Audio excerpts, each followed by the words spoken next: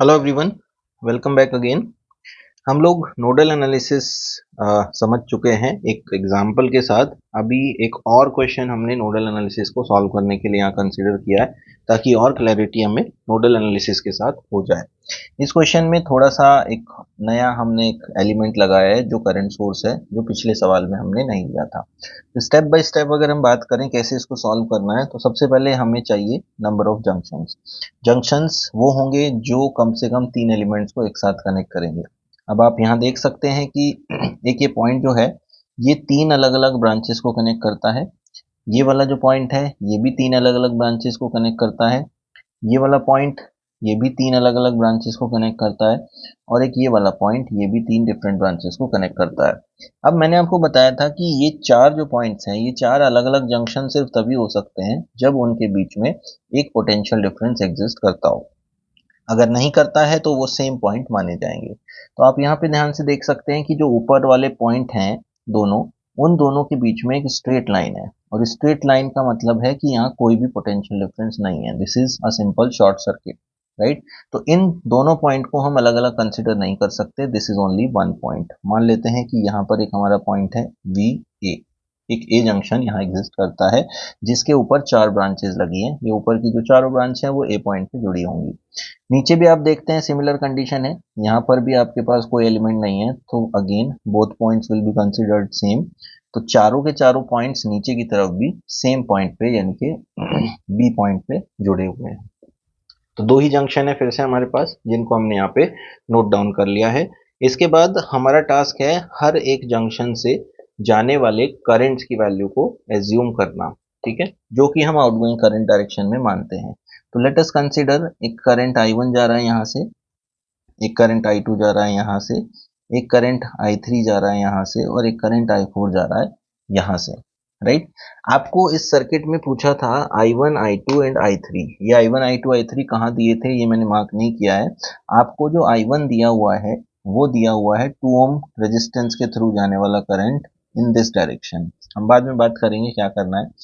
I2 जो current है वो आपका इस वाले पोर्शन में है, ये वाला पोर्शन जो है जहां हमने कहा है कि एक ही पॉइंट एग्जिस्ट करता है।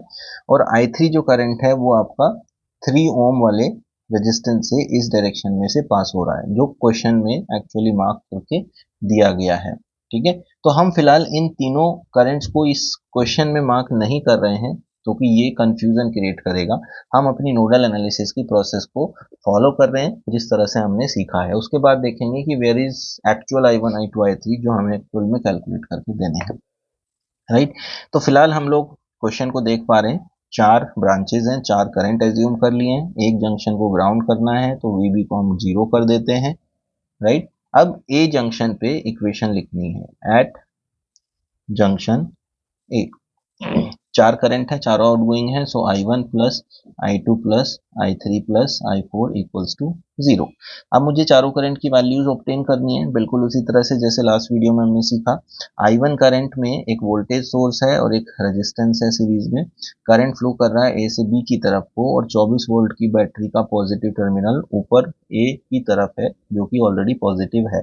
तो I1 का वैल्यू क्या हो जाएगा, VA माइनस VB माइनस 24/2, ठीक है। I2 जो करंट है वो 4 ओम से जा रहा है, ए से बी की तरफ को जा रहा है। ए आपका हाईएस्ट पोटेंशियल पे है तो VA माइनस VB/4।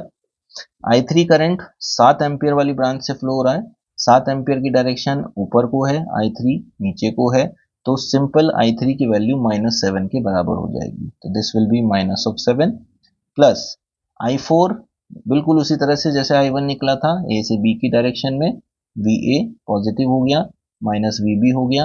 8 वोल्ट आपका ए की तरफ पॉजिटिव दिया हुआ है तो सिंपल हम लिखेंगे यहाँ -8/3 is equals to 0।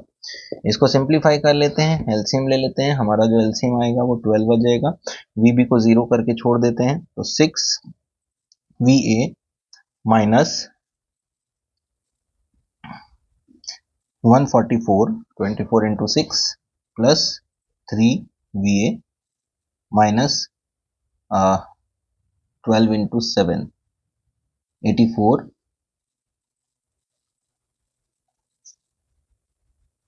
Plus 4 VA -32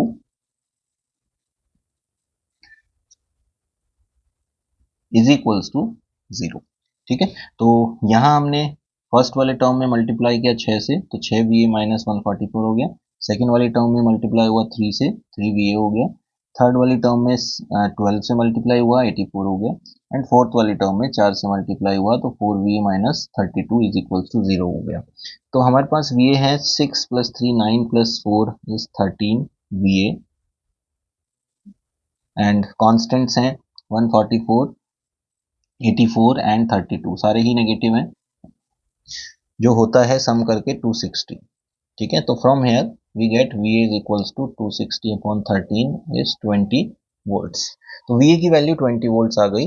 जो हमने चार करंट एज्यूम किए थे, अगर उन चारों करंट की वैल्यू निकालें तो here is I1 20 minus 0 minus 24 upon 2 is minus 4 by 2 is minus 2 ampere. I2 is VA minus VB 20 upon 4 that is 5 ampere. I4 is 20 minus 8 upon 3 is 12 by 3 is 4 ampere। ये answer मेरे आए हैं जो मैंने assume किए थे। अब बात करते हैं कि कैलकुलेट क्या करना है। क्वेश्चन में जो आंसर चाहिए था वो क्या चाहिए था। आपको क्वेश्चन में I1 चाहिए था जो इस डायरेक्शन में जा रहा है इस पर्टिकुलर एरिया से। I2 चाहिए था जो इस डायरेक्शन में जा रहा है इस पर्टिकुलर ब्रांच से। और I3 चाहिए था जो आपका 3 ओम से इस डायरेक्शन में जा रहा है। ये आपका I3 था। तो हमने जो I1 निकाला है और क्वेश्चन में जो I1 पूछा है वो दोनों सेम ब्रांच से हैं लेकिन अपोजिट हैं। तो एक्चुअल में जो I1 का आंसर होगा वो प्लस का 2 एम्पियर होगा इस डायरेक्शन में, राइट। I2 की अभी बात करते हैं, फिलहाल I2 को छोड़ के I3 की बात करते हैं। जो I3 क्वेश्चन में पूछा है ये हमारा I3 है और इसी ब्रांच में हमने I4 को माना है। तो मतलब हमारा जो कैलकुलेट करने वाला I3 है वो I4 के इक्वल है। तो फिलहाल यहाँ पर हम लिख सकते हैं I3 is equals to 4 ampere. Same answer same direction, दोनों इक्वल हैं। अब I2 निकालने के लिए क्या करेंगे। जो क्वेश्चन के लिए I2 है वो इस शॉर्ट सर्किटेड ब्रांच से पास हो रहा है। अगर आप इस पॉइंट पर KCL लगाएं, इस पॉइंट पर यहाँ पे, ठीक है, तो तीन करंट आपको नजर आते हैं, एक है I1, एक है I2 और एक है ये वाला करंट। ठीक है, तो फिलहाल अगर आप I2 की वैल्यू को निकालें तो you can calculate this I2 value with the help of this current and this current. दोनों का नेगेटिव सम आपके नेट I2 के बराबर होगा। तो यहां पर हम लिख सकते हैं I2 is equals to minus of -2 and minus of 5। ठीक है, एक ये करंट है जिसका हमें माइनस चाहिए था और एक ये करंट है जिसका हमें माइनस चाहिए था। तो हमने लिया -2 एंड -5। ये कितना हो गया, +2 - 5 इज -3 एम्पियर, जिसकी डायरेक्शन क्या है, लेफ्ट टू राइट। तो ये वो तीन आंसर हैं जो क्वेश्चन में हमसे एक्चुअल में पूछे गए थे। तो क्वेश्चन में हमसे क्या पूछा है वो कंसंट्रेशन हम एट द एंड करें, हम अपनी प्रोसेस को अप्लाई करते हुए क्वेश्चन को सॉल्व कर लें और उसके बाद देखें कि हमें क्या निकालना है। And according to the directions assumed and जो भी पूछा है उसके हिसाब से थोड़ा बहुत जो माइनर चेंजेस हैं उसको करते हुए हम फाइनल आंसर्स तक पहुंच सकते हैं। ठीक है, तो with this question I hope थोड़ी बहुत और क्लैरिटी नोडल एनालिसिस में हो गई होगी। Thank you.